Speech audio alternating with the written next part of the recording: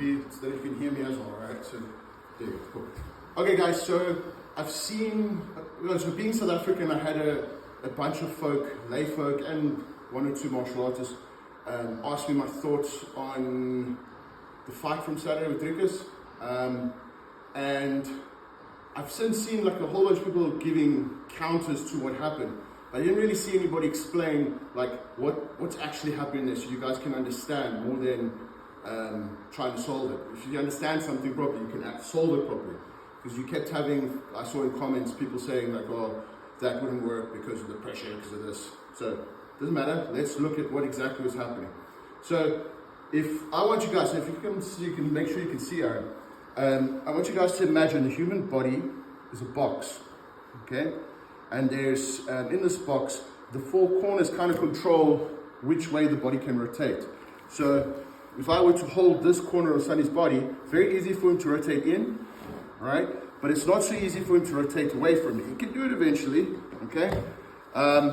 But this is the same thing that occurs on each side. If I block this way, turning away is easy. Turning in, not so much. Okay, you can see it's more effort to turn in. The same works on the hips. Go. He eventually can do it. Body can rotate in. Right. So let's just fix that term there. Instead of turning, I want you to call it rotation. Okay. So that's the first thing I want you to understand, is that the points on the box move or rotate, right? And what we're trying to do is we're trying to control these points when we're in a chest-to-chest position. Okay.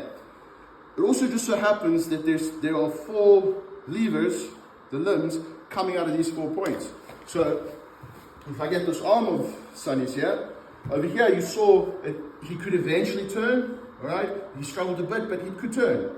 As I come lower on the arm, it takes a lot more effort for him, a lot less for me. And if I come all the way to the wrist, if he doesn't pin this, all right, go.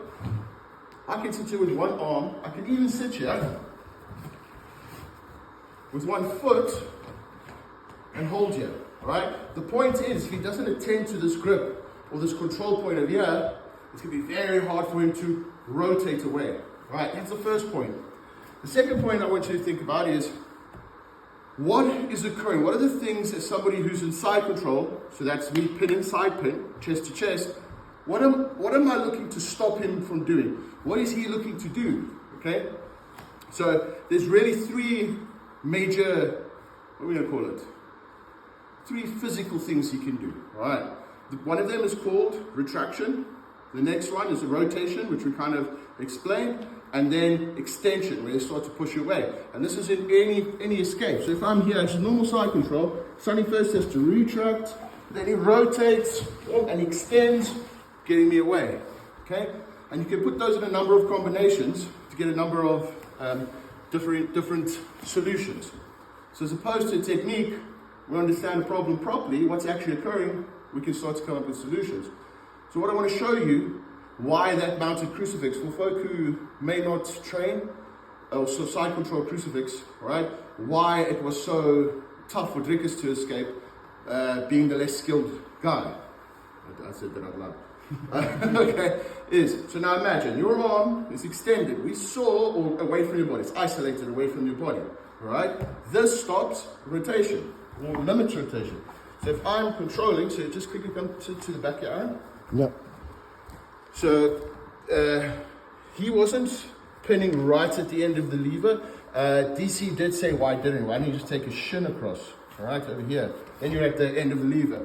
I kind of feel it would have been a bit easier to actually escape at that point, but we'll get into that another time. What he was actually doing, he was pinning his knees over the elbow, and he was kind of gathering the wrist. So he's preventing him from retracting. So that's the second thing. Retraction on this arm, but he was also hiding this, stopping this arm from coming in front of his face, so retracting in front of his face. So could we do that, Sonny? He was trying to stop this. We saw, I think, once in it. I haven't watched it again. I watched it at 4 a.m. So excuse me if I miss a few details. But in one of the cases, he did manage to get this arm in front, which allows you now to bridge and rotate. Boom. You kind of retract your arms free, and you can start to extend and get out. Okay? But Khamzat being so good, all right, he isolated this arm and stopped Dricus from being able to retract, right? If you can't retract, and chest to chest, you can't extend and you can't rotate. All right, move around this, Sonny. You can see with very little effort from my case, all right, from my point, I can hold Sonny here. Okay, do whatever you want, buddy. The problem came in that he wasn't really able to punch from there, because Dricus was getting him very high, and then through here, the number of solutions, that thing that DC was talking about, you're gonna come here. This gives you more base to now turn chop through. Whole bunch of things, but I just thought I'd try and help you guys understand what was happening. Okay, so again, the arm was extended. This is a giant lever going into the box that prevents him from rotating.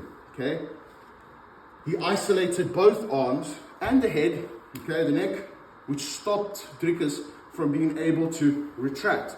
If you can't retract, you can't start to extend, which stops you from rotating.